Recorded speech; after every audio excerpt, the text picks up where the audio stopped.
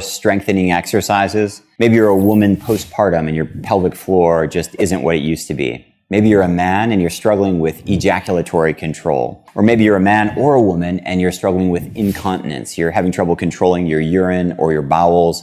Maybe you're even having prolapse. If so, this video is for you.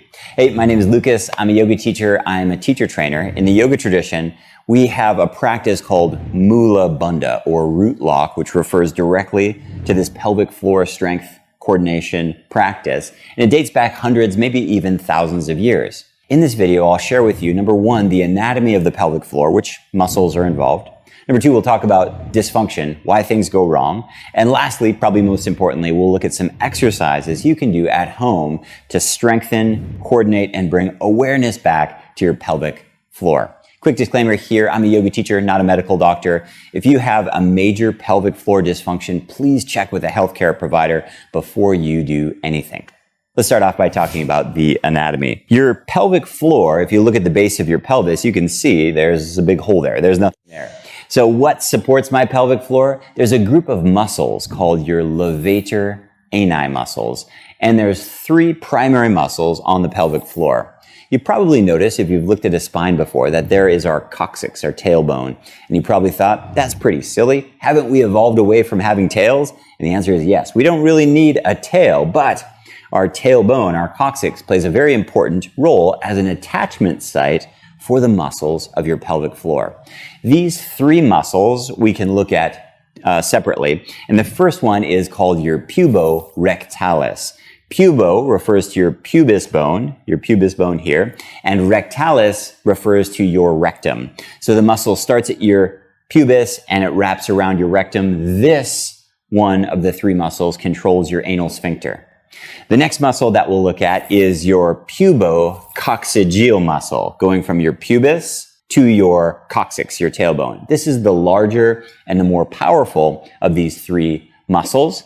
And then the last one we'll look at is your iliococcygeal muscle, and that goes from your ischial crest to your coccyx. Why is it called your iliococcygeal instead of your ischiococcygeal? It's just poorly named. Sometimes anatomists confuse us. The reality is all these terms are less important than the concept of levator ani, muscular diaphragm, muscular net, the webbing, three muscles right at the base of your pelvis. And what do? They control your urine, your ejaculation. They control your bowels. If you're a woman, it supports your uterus. It also affects your posture. Really, really important. The reason these muscles are so important is because if when you laugh, you pee yourself, that can really disrupt your quality of life. Okay, so now we know what these muscles are. Why do they get weak? Why do they get flaccid? Why do they have problems? The number one cause, of course, is childbirth. During childbirth, these muscles can get strained. They can even get torn and very, very damaged. The second most common reason is simply with age and atrophy. I think it's helpful to think about someone who's older who might have like a flabby underarm. Their muscles have atrophied and they're no longer in use.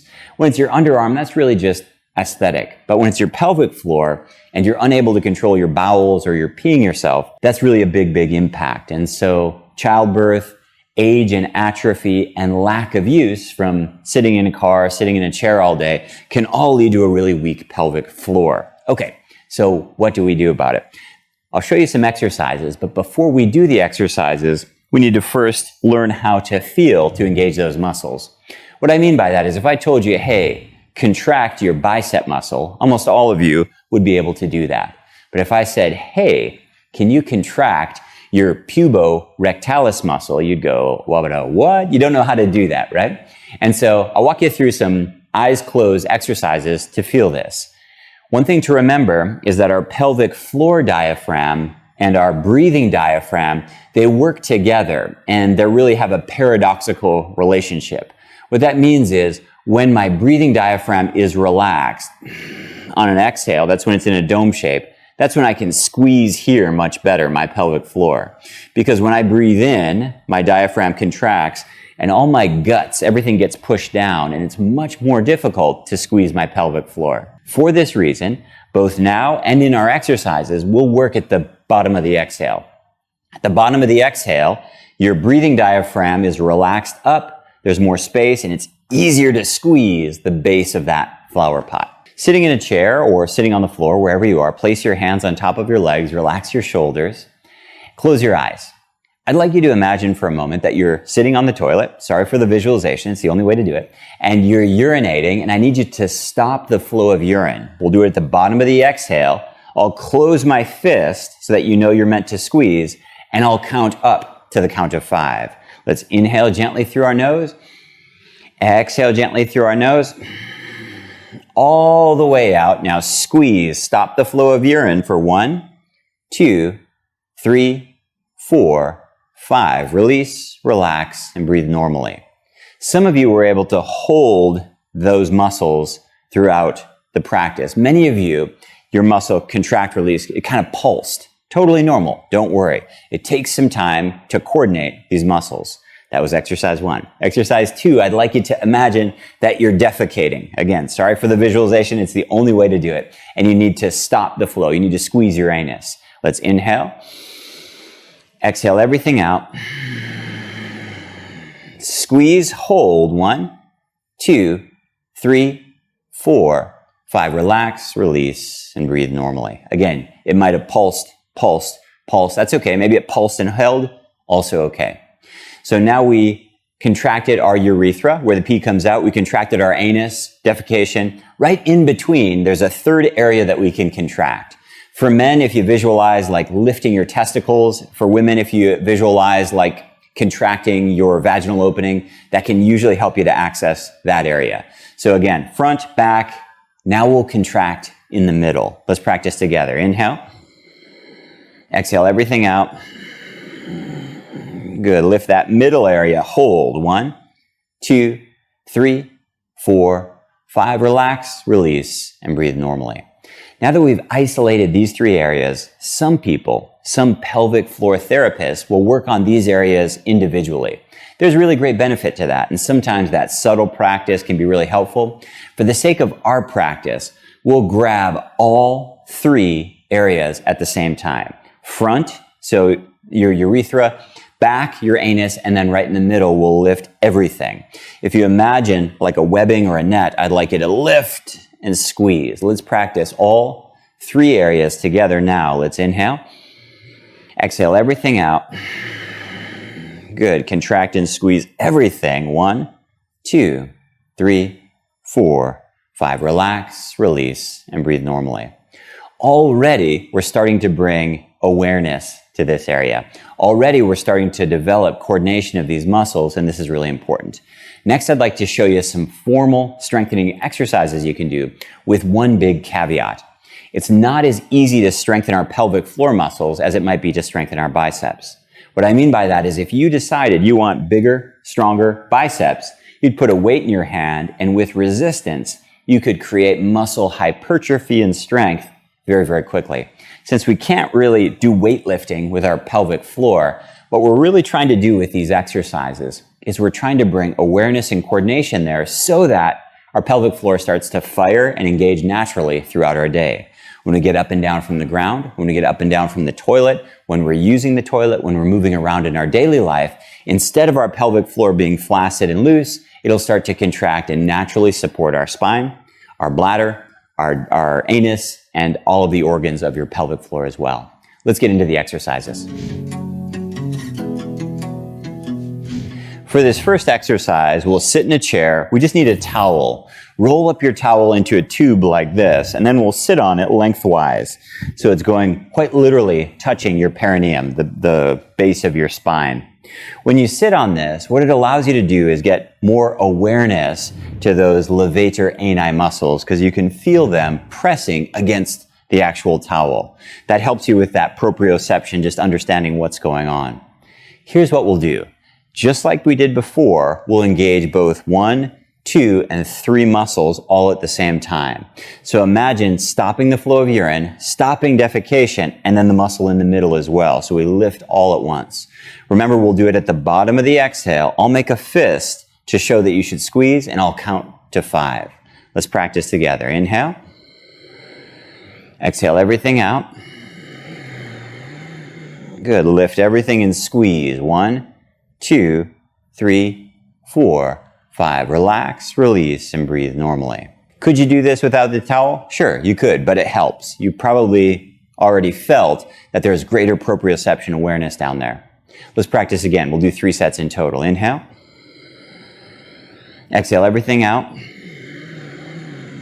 Good. Contract and squeeze. 1, 2, 3, 4, 5. Relax, release, and breathe normally. We're trying to bring awareness to this area. We're trying to increase coordination, increase strength, and hopefully that'll play out in the rest of our life as we're moving through our day. Let's do one more set here. Inhale. Exhale everything out.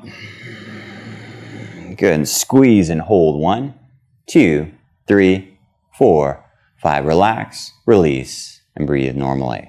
Remember, don't overdo it with these practices. A few sets, a few times a day, and that's it. Otherwise, you can cause constipation, you can get a little bit anxious. That's not what we're looking for. For the second exercise, we'll move down to the floor. The final exercise we'll do is lying down. I've specifically shown you a seated practice and a lying down practice because your assignment is 3 rounds, 3 times per day. So you can do 2 of them in a chair, and probably this one you'll do right before bed at night. It's up to you how you mix and match, but the idea is you could do it in a chair, you could do it lying down. The exercise is the same. Now I'm using a yoga block between my knees here, but if you're in bed, you can simply use a pillow, but it is helpful if you can squeeze something. Do you have to squeeze something? No, but by proxy, it helps you to get that contraction running down to your pelvic floor. It's just a little trick. Lie down on your back, feet about as wide as your hips. Place the block or your pillow between your knees and relax. Don't do anything with your core. Don't flatten your back. Just let your back do whatever it would naturally do on your bed or on the floor. I want to remind you about those 3 areas we looked at before. Stopping urination, stopping defecation, and then right in the middle, we'll lift all 3. Your pelvis might shift just a little bit when you press into the block and when you lift your pelvic floor. That's okay. But I don't want your glutes to fire, and I don't want you to be contracted in your core. Instead, try to move deep, deep, deep into that pelvic floor diaphragm. Let's practice together. Inhale. Exhale everything out. Squeeze the block. Lift your pelvic floor. 1, 2, 3, 4, 5. Relax, release, and breathe normally. When we squeeze the block, your adductors on your groin, they'll contract. Those are not your pelvic floor muscles, obviously, but it can help you sometimes by proxy to bring awareness to your pelvic floor. Let's do another round. Inhale. Exhale. Squeeze the block. Squeeze your pelvic floor. 1, 2, 3, 4, 5. Relax, release, and breathe normally. We'll do one more round. Inhale. Exhale. Squeeze the block. Squeeze your pelvic floor. 1, 2, 3, 4, 5. Relax, release, and breathe normally. I hope you found those exercises helpful. Remember, your assignment is 3 rounds, 3 times per day. You could do seated, seated, lying down. You could do all of them seated, all of them lying down. You choose. Remember, what we're trying to do here is increase your strength and coordination, but also just your awareness of this area. The reason this is important is because if I told you, engage, contract your biceps 3 times per day, you go, Lucas, I don't think that's going to make my bicep bigger or stronger. And you're right. But what it will do is bring awareness and coordination. And when we bring awareness and coordination down there, your pelvic floor diaphragm will all by itself naturally start to contract when you squat, when you tie your shoes, when you get up and down from the floor, when you get up and down from a chair. And that's what we're looking for. Pelvic floor tone. If you'd like more science-based yoga videos, hit subscribe down below. If you have questions about this video or anything we've covered, please drop down the comments below. I always like to hear from you. You can find my teaching schedule online at yogabody.com, and there's a full PDF of all the practices we just did down below as well. Thanks so much for watching, and I'll see you in the next video.